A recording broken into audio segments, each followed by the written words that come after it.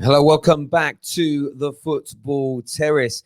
Manchester United have taken a step closer to finalising and completing the deal for Borussia Dortmund attacking sensation Jadon Sancho. Remember, the man has a 117% goal contribution ratio in his professional league career. The costings, the anticipated amount, have been discussed so much in the last 3 to 4 months. But what we know is this: Manchester United are in a position where the leading transfer experts around the world put us in pole position to complete this deal. There is no doubt about it. Fabrizio Romano has said that Jadon Sancho wants Man United. David Ornstein says that United are the front runners. Laurie Whitwell says that he's Man United's priority signing. FC Bayern, a journalist from Blind, and a number of other German publications, says that Dortmund have agreed a £90 million fee. And that is amongst multiple other journalists, both from the UK and across the continent, think this deal is coming to a conclusion very, very soon. And interestingly, yesterday we spoke about a £100 million deal being agreed. What I've read, what we've read is that £90 million can now get the deal done. What I'm taking and what my opinion is, sort of reading between the lines on this, is, well, if you pay us more of a lump sum up front, Manchester United, you can have the player for a slightly cheaper amount. And that wouldn't surprise me, and that wouldn't surprise many, many people. That is fundamentally how so many of these deals get done in the cold light of day. The more cash you spend up front, generally speaking, the cheaper the player is. And it's an interesting sort of way of viewing this, is looking at Manchester City. Manchester City have spent so much money in the last 10 years in football. But of course, their signings always seem to cap out at 50, 60 million. You may ask yourself why. It's because they pay for the players upfront cash. So there isn't the need for a club to wait 4, 5, 6 years for that money to filter through. They get it up front. And some clubs, their business models prefer that. But of course, you can then negotiate a better deal. So I think if a £90 million deal is agreed, there'll be something in the region of £60 to £70 million of cash paid up front, with the remainder paid over a 2 to 3 year period. That is very similar to what was being spoken about yesterday in the £100 million deal. Personally, I don't really care how it's structured. I don't care at all. If we pay £130 million cash up front for Jadon Sancho, I'd be accepting of that as a Manchester United fan. I'm not worried about it. He is more than worth the money. Of course, things still need to be finalized. There's the legalities. There's Man United agreeing to the terms that are being put forward as an example. Then you've got to get through the commercial aspects. But I think we are getting close to a deal being finalized across all parties: agent, players, and of course the buyers and the vendors within the clubs here. The fact that the Bundesliga is done. I know there's still a game or so to go, but the league is done. Borussia Dortmund are out of the Champions League. They now need to start preparing themselves for next season. They know Jadon Sancho is going to leave. They know Jadon Sancho wants to leave. They have to get the money in. He has his heart set on Manchester United. It makes it very difficult for Dortmund to create a bidding war. Chelsea have pulled out. Liverpool have made it abundantly clear that they do not have the money, or they do not want to risk the money this summer. Sancho only wants to return to England. Where else is there for him to even go? And look, I don't care if, are you going to get him by default? Who cares? What Man United fan cares if you end up picking up Jadon Sancho via default? I don't. I know no Man United fan cares. He's one of the very best attacking players in the world. He's just 20 years of age. He has a 117% goal-to-game contribution ratio. Absolutely phenomenal. Absolutely phenomenal. Louis Silva here says, you're the man, Terry. Happy late Father's Day. Appreciate that. It's a beautiful Father's Day with two of my children. My eldest son, Archie, of course, can't be here. He lives in Ireland, and due to everything going on in the world, I can't put him on a plane yet. And I won't go on a plane yet until we know it's safer. But yeah, it was a lovely, lovely day. A comment here says, Sancho and Greenwood, Marcus, Martial, James, talk about strength in depth. What a signing he would be, Terry. Pay the bloody money required to get it done. And listen, I couldn't agree with you more. I couldn't agree with you more. Get it done, Manchester United. Superstar player. He's going to elevate Manchester United to them next levels. He really will. It's a next level signing, and it needs to happen, and it needs to happen soon, in my opinion. Kelly here says going to Spurs. Can you imagine if he does? Can you imagine if he does? Let's do a few more comments here.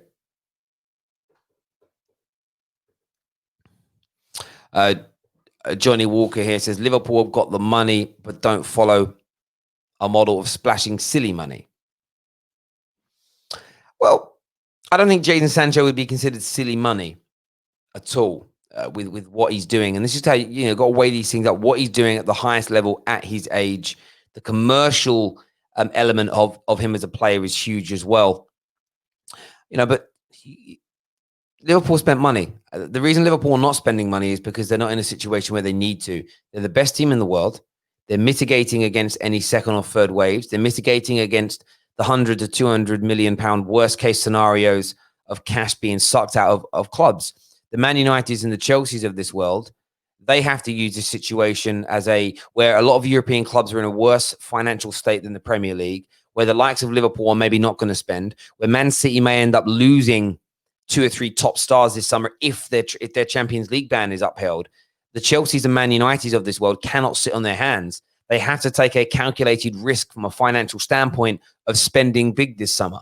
I think to sit on your hands now would be detrimental because, look, and we never know how this is going to work out. If Chelsea and United go big and the financial crisis doesn't ever really hit football when it recovers inside 12 months, then it's going to be a mistake from the Liverpools to not buy. But equally, if it goes in the other direction, Liverpool can find themselves in such a position of power for even more years to come. But it's a calculated risk. But for Liverpool, it's win-win because even if it goes wrong, you're still going to win the fact that you're still the best team, and then you can buy some players next summer, and you have this money plus the money that doesn't get sucked out of the club anyway.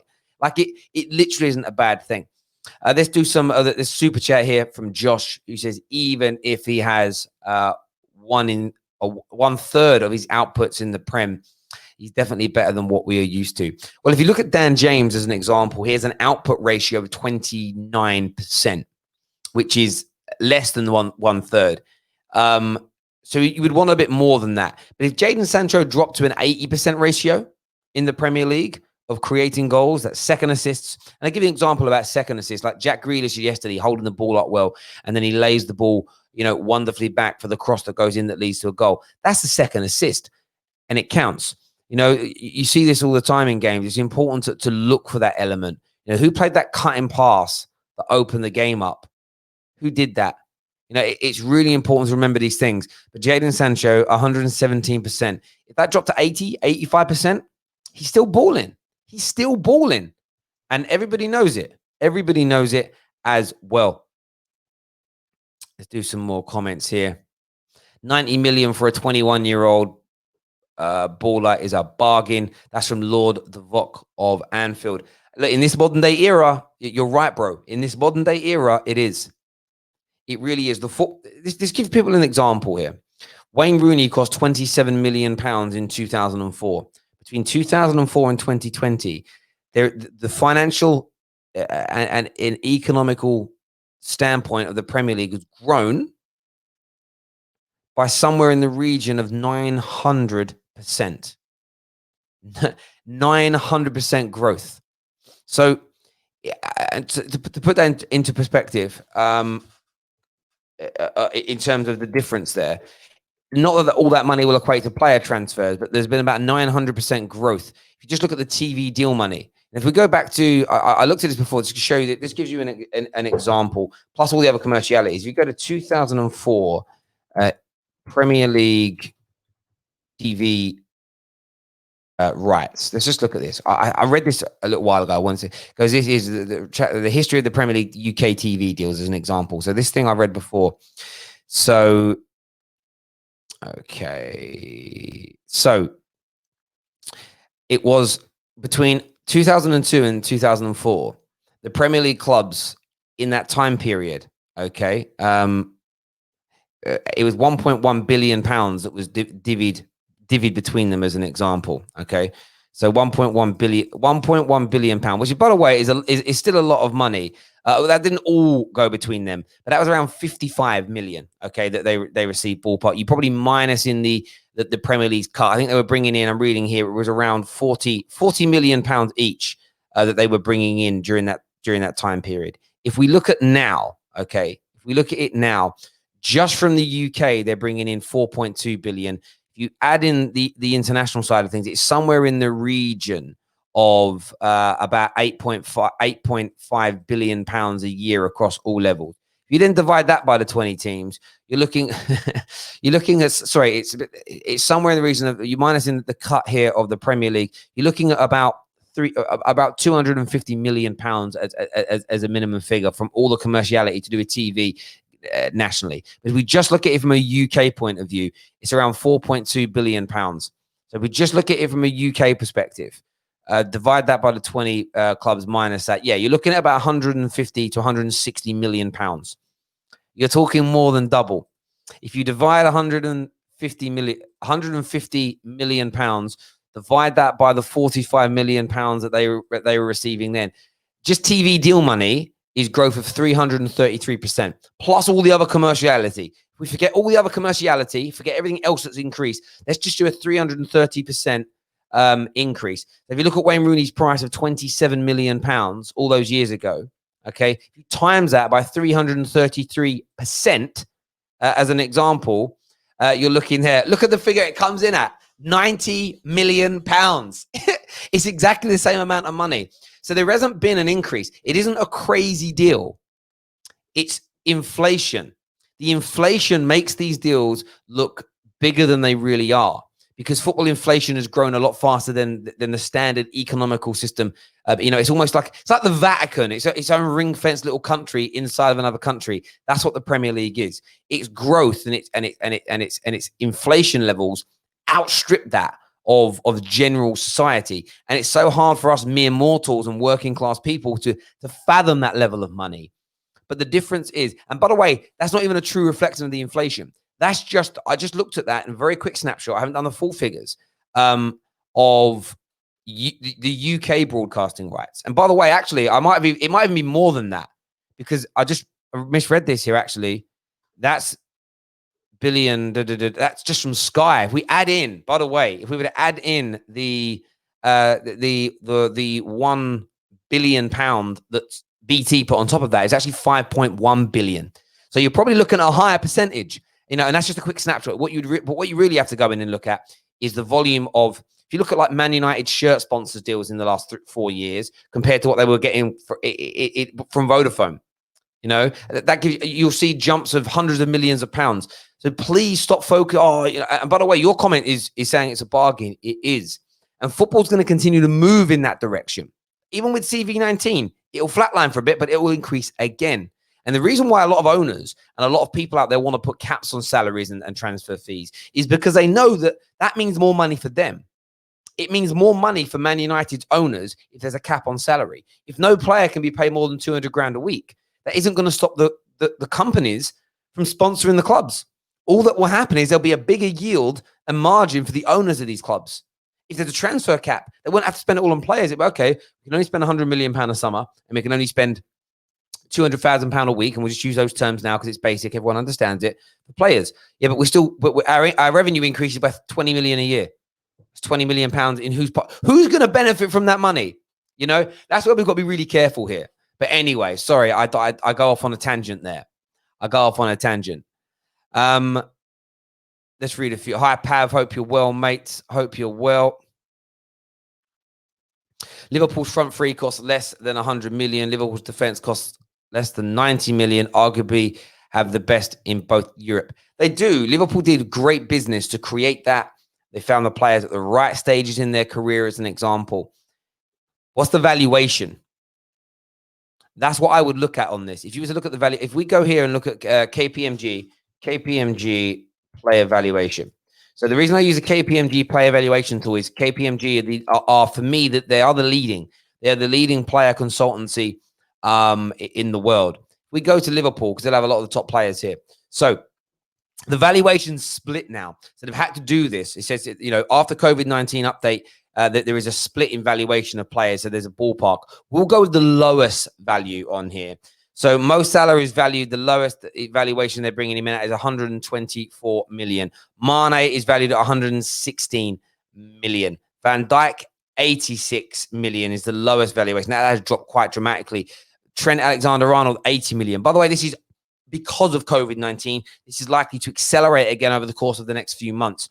Alisson comes in as a valuation. We'll throw him into this as 72 million pound. Firmino, 69 million pounds. Robertson, 61 million. So just use those players there. The main, that's 608 million.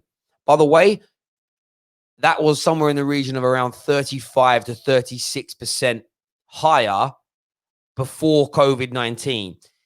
There's been a 280 million pound devaluation in those Liverpool players as a collective amount in that time. And that's because no one really knows the state of play that's going on. So pre-COVID, those players were valued at 826 million pounds, and they only make up like 6 of the 11 starting players in the Liverpool team. So amazing business from SFG. Give them the certificate for having a great scouting system and buying at the right time. But my expectations of those players is to deliver as some of the most valuable in the world. Now, of those 7 players I just mentioned, they are all valued inside the top 50 players in the world. Mo Salah is the 5th most expensive player in the world. Mane, the 7th. Van Dijk, 13th. Trent, 15th. Alisson, 17th. Firmino, 26th. Robertson, 43rd in the world. We look at the top 10 as an example, just to give people an update. Mbappe is valued at the highest, followed by Neymar. Raheem Sterling is valued 4th most. Messi, 3rd is Sterling. 4th, Messi. 5th, Salah.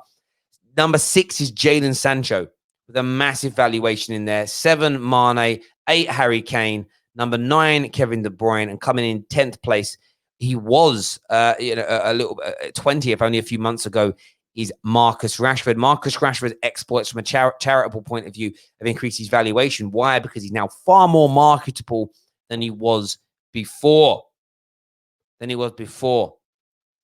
No doubt. The next year says last year Liverpool made 250 million on TV rights. So Liverpool do have the money. I think they will spend when the transfer window opens. Maybe they will. It'd be interesting to see on who. Sorry, I know we went off on a financial tangent there, but you have to understand that 90 million, 100 million for a Sancho now is the equivalent of what we were paying for Wayne Rooney in 2004. The equivalent of inflation. You have to factor in inflation. You must. Pav here of a super chat says, can you see a lot of players departing from the smaller clubs across the Premier League when the window opens? Depends. When you say a lot, it depends on the spaces that are open, the rosters of other clubs. Could I see a Timo Pukki move in? Yes. Is his first name Timo? Why did I call him Timo? Can I see him move in every day of the week?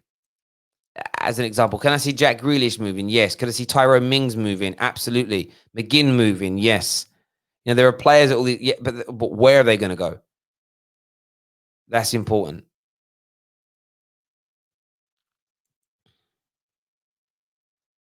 I respect Rashford so much after what he's done in this pandemic. Yeah, absolutely. Marcus Rashford is an absolute credit to Man United, a credit to this country, a credit to his family more so. Absolute brilliant man. He truly is. Brilliant man. There's no doubt about it. Let's do a few more of these comments that are coming in here. Are we going all out for Grealish, or will we go for Sancho, or will we go for Grealish and a CDM? Can't see us doing both. I do see a world where we could bring in a Grealish and a Sancho. I really can see that. And, you know, I also could see a Van der Beek. Not all 3, but I could see a combination of that. CDM, I don't know. I don't know if it's as big a necessity this summer as fixing as giving us back up in the creative midfield roles and fixing that right hand side of the attack problem. I would actually. I keep saying I want a better centre back next to Maguire, but I also feel like Bay and Tuanzebe need an opportunity. The left back area would also be one that I would want to see kind of covered and looked at.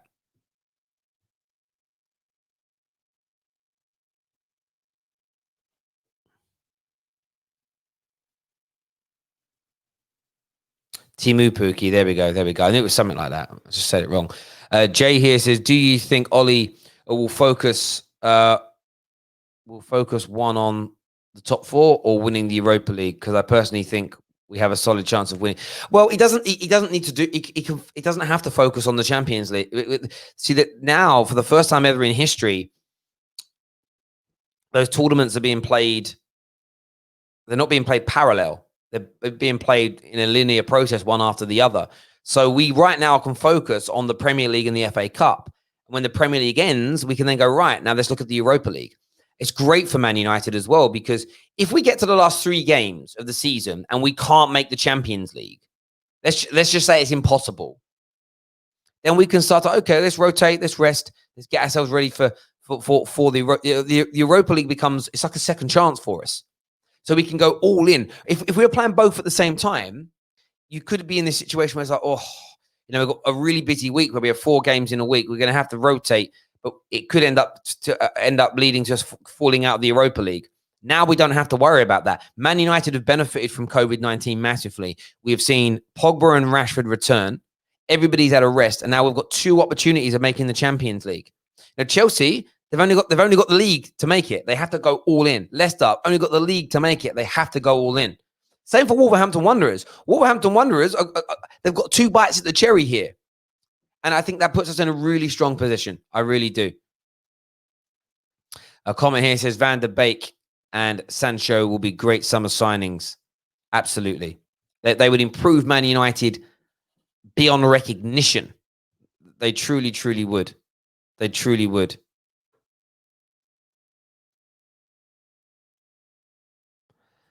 Imagine Arsenal and AFTV in the Championship.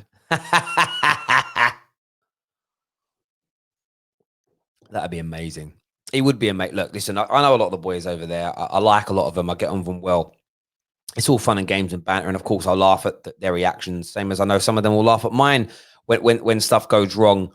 But it is sad. On a real level, it is definitely sad to see that club in this situation. It really is. Cedric here says, morning, Terry.